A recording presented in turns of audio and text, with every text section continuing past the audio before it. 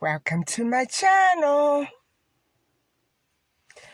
Hi everybody and welcome back to my channel. Welcome back to another episode of Missing Kids. And today I want to elaborate on my brief update the other day. And I have a few points that I think maybe I would like to clarify. And it will be because the focus will be shifting on the suspect, and perhaps the suspect and another friend. So hold on while I grab some new notes and try to refresh everybody's memory, because not all of you are familiar with the Madeline McCann case. So for those of you who are not familiar with my past reviews on the Madeline McCann case, Madeline McCann was a 3-year-old child who went on vacation to Portugal, Praia da Luz, Portugal, at a hotel, or rather a villa, Ocean Club complex. It was like a complex. It was a beautiful resort. And she went there with her family in 2007, and her twin siblings, who were younger than she, Sean and Emily, were also with her. Now, there were 3 children altogether, and Madeline McCann went missing one evening as she slept in her bed. We're assuming that she was indeed asleep. And so last few episodes that I did with the Madeline McCann case review, they were based on Richard D. Hall's 4-hour documentary. And I have to tell people that I didn't manage to get through all of the review of his documentary, maybe about a quarter to a halfway through. It's a 4-hour documentary, and he brings up wonderful points, questions that indeed have to be refocused and redirected because they now involve the prime suspect. And so what we have to do is, try to see if all the clues that the newspapers, all those headlines all the focuses that were on the McCanns, all the evidence that was thought to be by the McCanns, and then in the end, nothing was ever found that linked the McCanns to this case. And so, what I'm trying to say is now that we have the prime suspect in mind, we have to go over all those clues. And there were so many of them.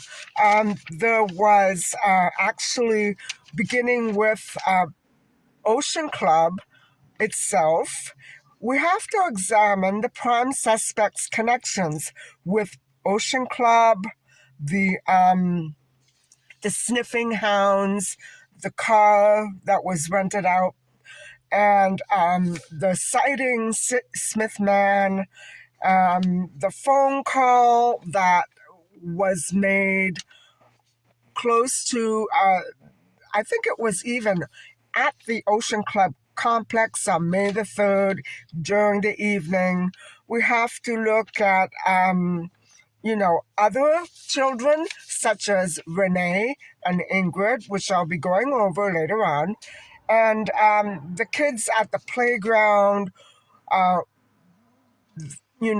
ones who were allegedly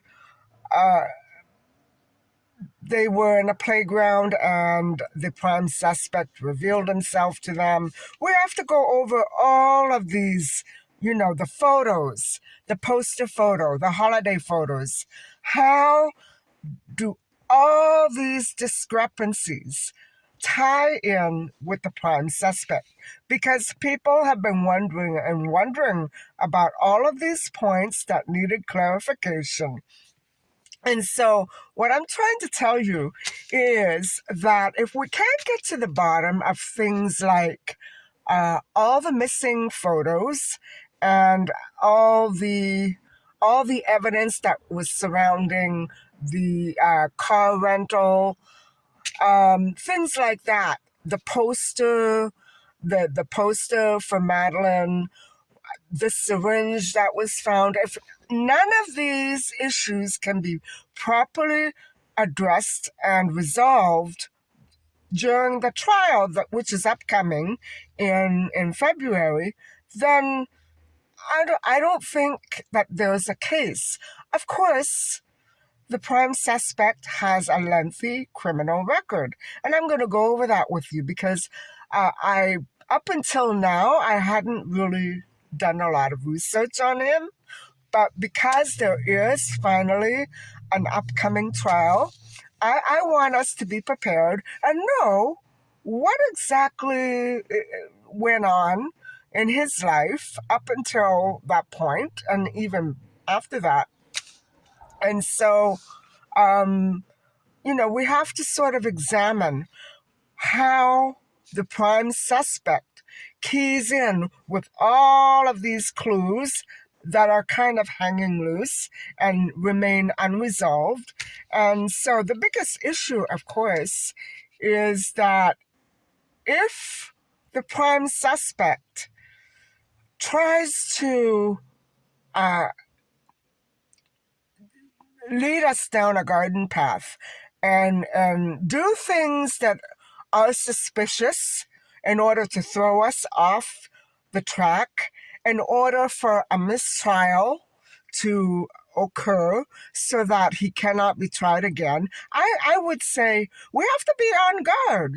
We have to know exactly how we're going to go about proving his case. And indeed, he has a lot against him. A lot of stuff is stacked against him, even though with much of it, it's inconclusive, if you know what I mean. So I want to go over a few points, basically about 5 or 6 points, and maybe I'm going to break this video down into another 2 or 3, and I'm going to go over, at one point, I'm going to go over the other 2 missing kids that appear to be related to this same prime suspect.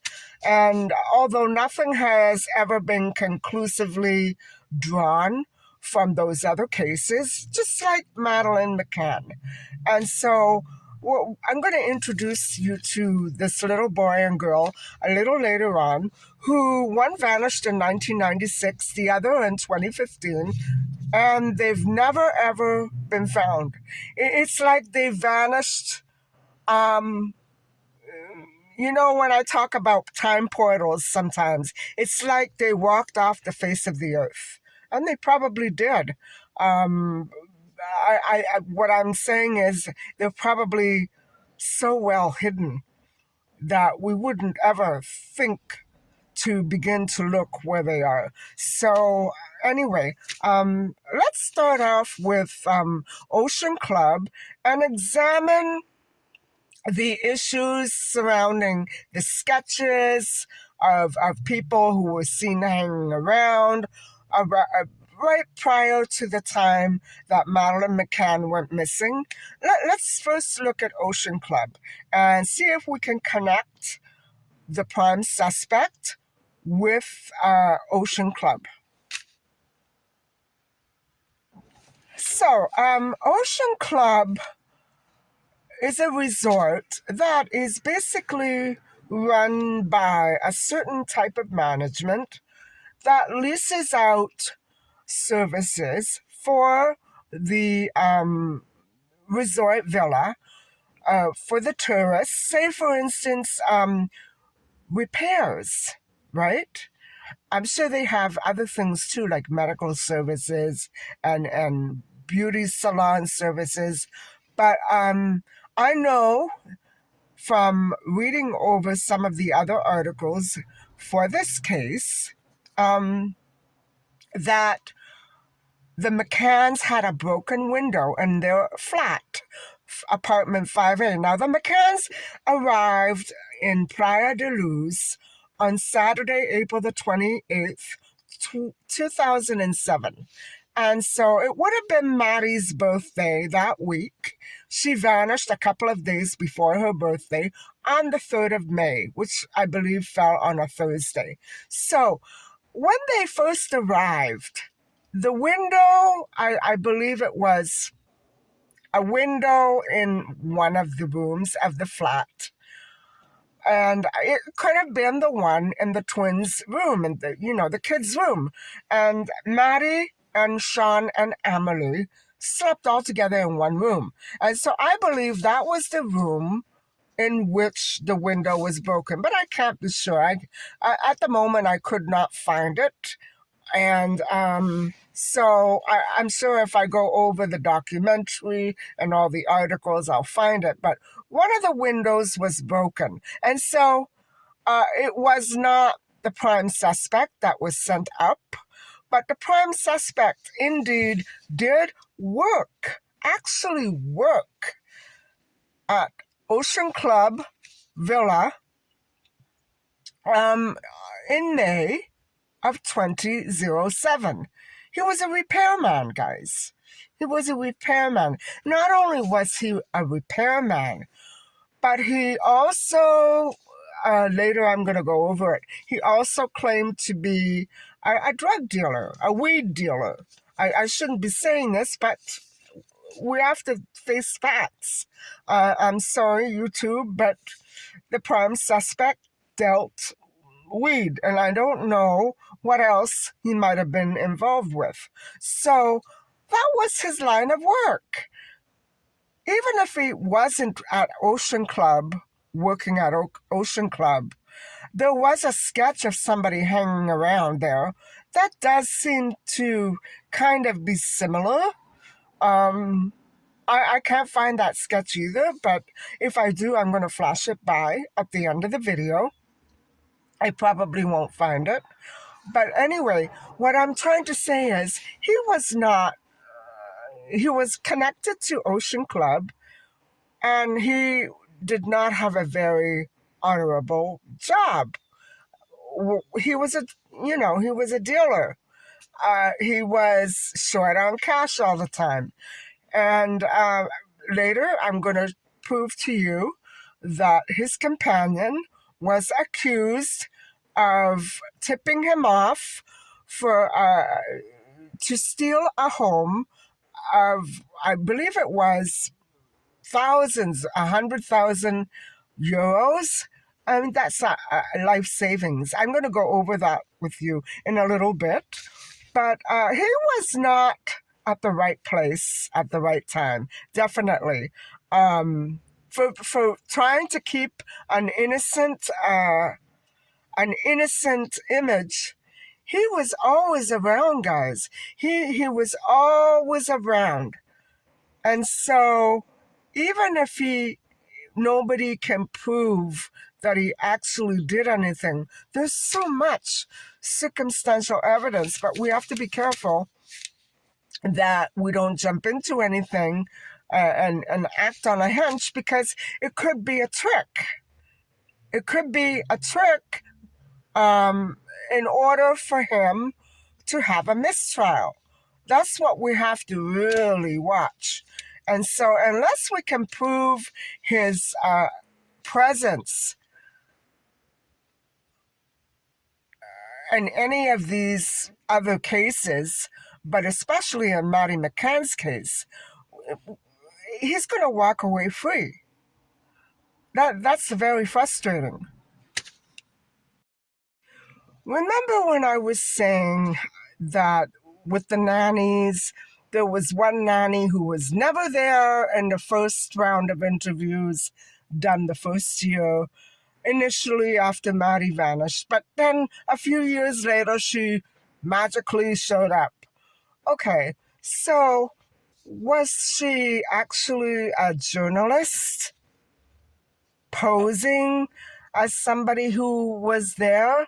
Because so many things that she tried to say didn't really make that much sense and didn't fit in with other witnesses. So we have to examine the prime suspect from the perspective that he might have known some of the nannies that were there in the babysitting service and in the child care service. We have to make sure that he did not insert himself in there and manipulate all of that stuff so that newspapers would be all printing different things that different people said at different times. It's crazy. But, people who are high do that. And so maybe that was one of the abductors, trying to throw everybody off by publishing all these crazy stories. And of course, guys, I don't say that the newspapers were all doing this knowingly. No. How would they know, right? That's a big problem. How would they know what the truth was or what was BS?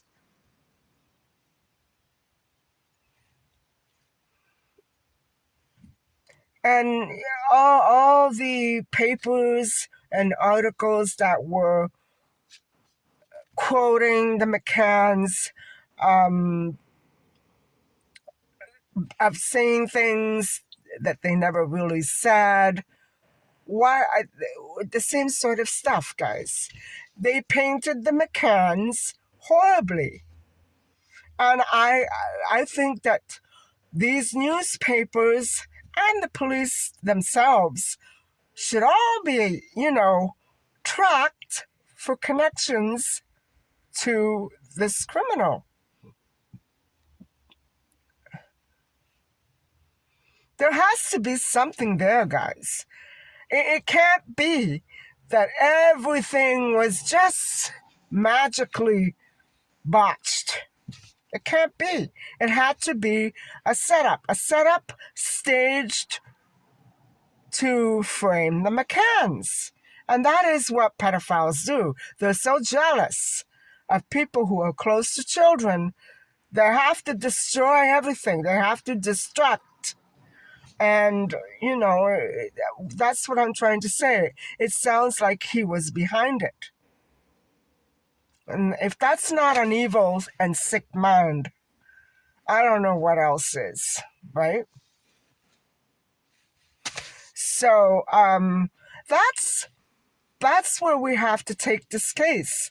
We have to take it down memory lane with the suspect as the leader of the pack. I really think that somewhere down the road, he had such a deep connection to these newspapers. Somebody, something, somehow. Know what I mean?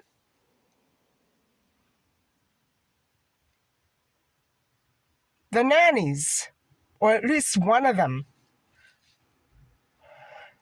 Was it Charlotte Pennington? The one that I'm talking about? Google her name and see what comes up. You're going to be shocked. If it still does come up. The last time I Googled it was last February, right? So, no, there's something off here. Something very, very off. If only I had the McCanns right here in front of me right now, I would be able to ask them, did you really have a nanny called Charlotte Pennington? Because I would be shocked to find out that they did. It's so weird that she never was there in those first interviews. Never. And she should have been if she was a nanny.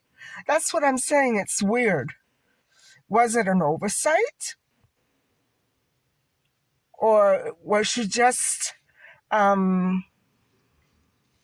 inserted into the story to validate things that I don't know. That really is strange.